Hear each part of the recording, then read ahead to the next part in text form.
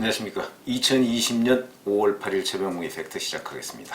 조금 전에 방사광 가속기 어디서 많이 들어보셨죠? 지금 현재 경북 포항에 방사광 가속기라는 것이 있는 건데, 이 방사광 가속기 후속 모델 유치를 위한 유치전이 사실 전국에서 4군데에서 벌어졌습니다. 경북 포항에서 시너지 효과를 내겠다, 기존 방사광 가속기하고 그렇게 얘기를 하면서 유치 신청을 했었고, 강원도 춘천도 유치 신청을 했고, 그 다음에 이제 유력하게 검토되던 곳이 바로 청주가 아니고 충북 청주죠. 청주. 그러니까 오송 지역. 그 다음에 전남 나주, 이렇게 4군데에서 했었는데, 이에 관해서 방금 전에 충북 청주로 결론이 났습니다. 충북 청주로. 근데 이 결론 난 걸 제가 말씀드리려고 하는 것이 아니고, 지난 총선 전에는 바로 민주당의 이해찬 대표가 나주로 약속을 했었거든요. 그래서 제가 그때 천기누설이었나 이런 걸 한번 유튜브를 해드린 적이 있는데, 오늘은 청주로 났습니다. 이게 도대체 어떻게 된 일이냐? 이걸 좀 따져보겠습니다. 뭐 추측할 수밖에 없는 그런 과정인데, 자, 우선 방사광 가속기를 유치하면 어떤 시너지 효과 내지는 어떤 경제적 효과가 있느냐, 이거는 한국기초과학지원연구원 KBSI라는 곳이 있습니다. 여기서 연구한 부분이 이런 게 있습니다. 생산 유발 효과, 그 지역에 대한 생산 유발 효과가 6조 7천억 정도 되고요. 그 다음에 부가가치 유발 효과가 2조 4천억 원 정도 된다고 합니다. 거기다가 그 일대의 고용 창출 효과가 13만 7천 명. 정말 어마어마한 숫자죠. 지방으로서는 상상할 수 없는 정도의 가치 효과가 있는 것이고, 그 다음에 고용 창출, 그러니까 일자리가 그렇게 많아진다는 얘기죠. 그것도 정말 무시할 수 없는 그런 상황이었다. 그래서 이게 이제 결국은 무슨 사이언스 파크나 뭐 이런 총체적인 여러 가지 어떤 과학단지로의 조성, 우리가 흔히 과학단지 그러면 지금 대덕연구단지만 생각하고 있는데, 그런 조성이 기반이 될 수 있는 그럴 정도로 어마어마한 효과가 있는 것인데, 자, 이 부분에 관해서 총선 전인 4월 8일에 이해찬 대표가 광주에서 회의를 합니다. 그러면서 차세대 원형 방사광 가속기를 나주에 구축하겠다, 이렇게 얘기했습니다. 나주에 구축하겠다.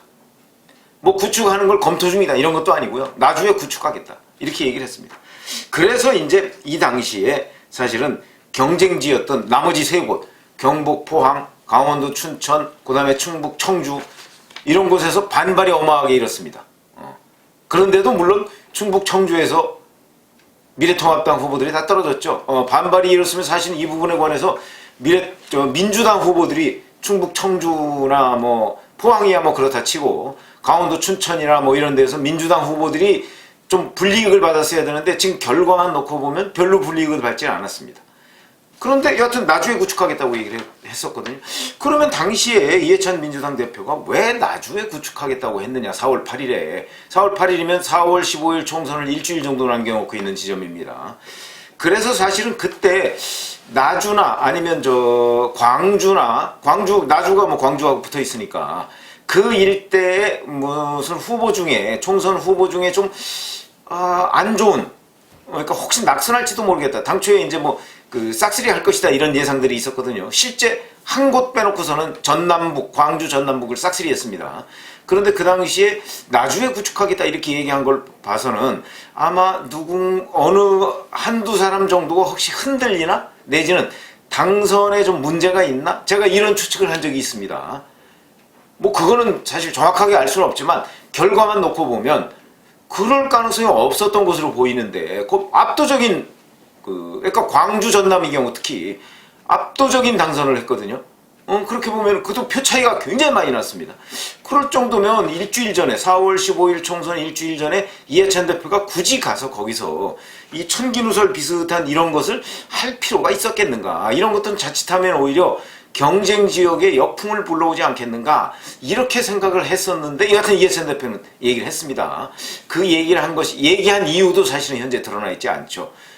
저는 지난번 유튜브 해드릴 때 광주 전남 지역의 일부 후보가 좀 흔들리는 것 아니냐, 이런 쪽으로 말씀을 드렸는데 뭐 그것도 실제 그랬는지 어땠는지 잘 모르겠습니다. 그거는 지금 아무도 알 수가 없죠. 그러나 결과론으로 보면 그랬을 것 같지는 않다. 그러면 이해찬 대표가 왜 방사광 가속기의 나주 유치를 약속을 했겠는가? 실언인가? 무슨 얘기냐면 그 전에 이미 방사광 가속기를 저는 이제 그 정부에서 이거 뭐 과학기술부에서 하니까 정부에서 이미 이해찬 대표한테는 뭔가 방향에 대해서 보고를 하지 않았을까? 그런데 그거를 이해찬 대표가 머릿속에 있다가 거기서 불쑥 그 얘기가 나온 것 아닌가? 또 이렇게 유출을 했었습니다. 근데 지금 또 결과만 놓고 보면 그것도 아니었습니다. 왜냐면 결과는 충북 청주니까. 그러면 도대체 4월 8일에 이해찬 대표가 얘기한 것이 뭐냐? 그냥 정치적으로 한번 질러본 것인가? 이렇게밖에 해석이 안 됩니다. 결과만 놓고 보면. 결과만 놓고 보면 아 호남에 뭔가 유치하겠다 내지는 과학기술부에 오히려 사인을 준 것이 아닌가. 이거는 나주로 와야 된다는 사인을 준 것이 아니라 그러니까 과학기술부터 그런 보고를 받고 슬립통 그러니까 말 실수를 해서 본인이 나주를 공개한 것이 아니고 오히려 과학기술부에 뭔가 사인을 주기 위해서 과학기술부가 앞으로 이런 방사광 가속기 선정 이거는 이러이러한 것으로 하세요 라고 메시지를 주려고 했나? 뭐 이런 생각도 듭니다. 어찌됐든 간에 그런 식으로 해서 충북 청주가 됐는데 이 점수 배점은 어떻게 되어 있냐면요. 기본 요건이라는 것이 25점. 그 다음에 입지 조건이 50점. 그 다음에 지자체 지원이 25점. 이렇게 해서 100점 만점으로 되어 있습니다.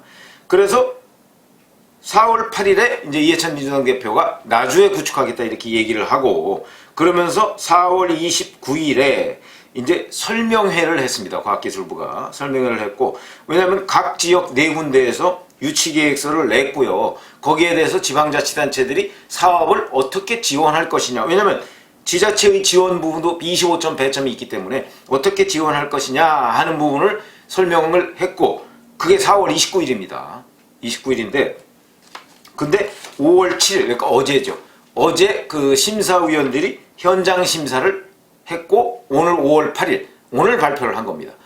그래서 이제 그 떨어진 특히 이제 나주 지역 같은 경우 떨어진 곳에서는 야 이게 입지 조건이 50점이라는 게 말이 되느냐 벌써 이렇게 시비를 걸고 나왔더군요.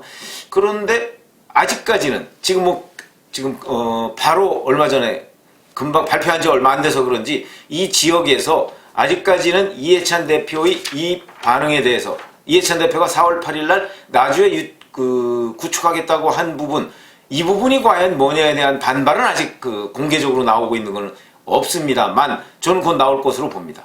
4월 8일 날 이해찬 대표의 약속이 뭐냐? 먹튀냐? 총선 전에는 구축하겠다고 나주에 구축하겠다고 하더니 총선에서 지금 싹쓸이 광주에 8석 전남에 10석 그래서 18석을 민주당이 싹쓸이 했습니다. 그리고 나서는 이제는 나 몰라라 하느냐? 아마 이런 항의 반발 같은 것들이 있지 않을까 저는 그렇게 생각합니다. 어찌 보면 당연히 있어야 되는 것이죠. 4월 8일 날 이해찬 대표가 얘기했던 부분은 굉장히 단정적으로 얘기했습니다.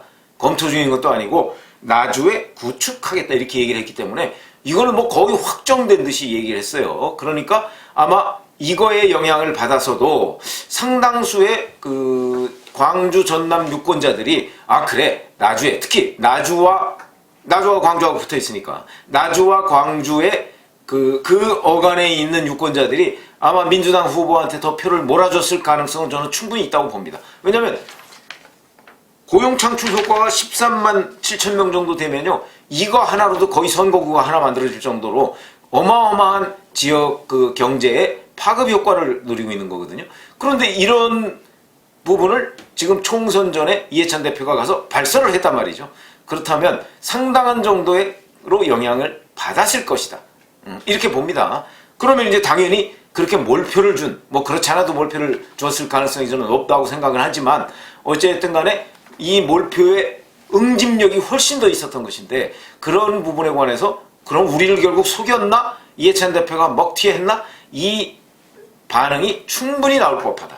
그 반응은 아마 나오지 않을까 곧 이런 생각이 드는데 어쨌든 간에 이번에 그래서 이제 나주의 경우에는 국토 균형 발전 그러니까 무슨 얘기냐면 방사광 가속기가 이미 포항에 있으니까 전라남도 지역에도 이런 사이언스 파크의 기반이 될 수 있는 방사선 과속기를 하나 놔주면 우리도 이 지역이 고루 발전할 수 있는 것 아닙니까? 라고 해서 국토 균형 발전을 매우 중시하는 그런 상황으로 내놨고, 그 다음에 나주에 한전공대가 이제 생길 예정입니다. 한전공대 이 문제 가지고서도 사실은 논란이 많죠. 한전이 지금 그렇지 않아도 탈원전 문제 때문에 적자가 누적되고 있는데, 자, 그런 누적된 적자를 안고 있는 한전이 지금 빚이 100조가 넘습니다. 그런데 그런 데가 다시 또 수많은 빚을 내서 또 몇 조 원 정도의 빚을 내서 한전공대라는 것을 나주에 지금 설치한다는 게 도대체 말이 되느냐. 이런 비판을 많이 받고 있는데, 어찌됐든 간에 나주에서는 만약에 방사광 가속기가 나주로 유치가 된다면 한전공대와의 시너지 효과가 있을 것이다. 이렇게 지금 주장을 해왔죠. 그건 왜 그러냐면 경북 포항 같은 경우도 그 포스텍이 방사광 가속기가 거기 있습니다. 저도 본 적이 있습니다. 가서. 그런데 그거와 시너지 효과를 얻다는, 아마 그 부분을 참고로 해서 벤치마킹해서 이렇게 주장을 했던 것으로 보이고, 청주는 이제 수도권과의 교통 접근성 뭐 이런 것들을 굉장히 중요시했다고 합니다. 왜 그러냐면 입지 조건이 배점이 50점입니다. 절반 정도니까. 그 다음에 국책연구시설과의 시너지 효과 뭐 이걸 얘기했다는데, 청주 오송 지역이 그 여러 가지 국책연구기관들이 많이 있지 않습니까? 거기다가 대덕연구단지도 가깝고요. 뭐 이런 것들이 이제 종합적으로 아마 배점이 돼서 이제 청주가 결정된 것으로 보이는데, 역시 청주는 뭐니 뭐니 해도 수도권과의 접근성, 그 다음에 다른 국책연구시설과의 접근성, 가까운 점, 뭐 이런 점들을 높이 평가한 것이 아닌가 싶은데, 제가 지금 오늘 말씀드리는 것은 바로 이해찬 대표의 4월 8일 총선 전에 나주에 구축을 하겠다고 해놓고 총선이 끝나니까, 그리고서 이제 총선 때 몰표를 줘서 다 당선이 됐는데 나중에 끝나고 났더니 나주가 아니고 청주였다. 도대체 이런 부분이 어떻게 설명을 할 수가 있겠는가. 그래서 저는 제가 보건대는 아마 이해찬 대표가 어떤 식으로든 이 부분에 관해서 설명을 해야 될 것이고, 그리고 그 부분에 관해서 아마 오늘 저녁이나 내일쯤 되면 광주 전남 지역에서 벌써부터 그 지역에 있는 그 지역 담당 기자가 쓴 뉴스원인가? 거기 기사를 봤더니 뭐 이게 입지 조건이 좀 지나치게 배점이 많다. 그래서 뭐 이 결과에 대해서 좀 시비를 걸었더군요. 그 다음에 국책 사업으로서는 너무나 졸속 결정이 됐다. 뭐 이런 식으로 지금 시비를 걸었더군요. 아마 이런 부분도 문제가 될 수 있겠다. 그래서 저는 얼핏 또 뭐야 이거 그러면 뒤집으려고 하나? 뭐 이런 느낌이 드는데, 글쎄 이거 뭐 뒤집을 수 있겠습니까? 만약 뒤집는다면 정말 청주가 뒤집힐 텐데요. 그런 생각을 하긴 하는데, 어찌됐든 간에 지금 제가 뭐 정확하게 알 수는 없으되, 총선 전에 이해찬 대표가 나주에 방사선 가속기를 유치하겠다고 약속한 이 이유, 그 당시 이유, 과연 뭐냐? 이거는 어찌 보면 기자들의 취재 과제이고, 그 다음에 여전히 좀 베일 속에 가려진 그런 상태가 아닐까. 그래서 오늘 한번 이 먹튀 논란, 이게 아마 광주 전남 지역에서는 상당히 파장이 있을 것이다. 이런 말씀을 드립니다. 감사합니다.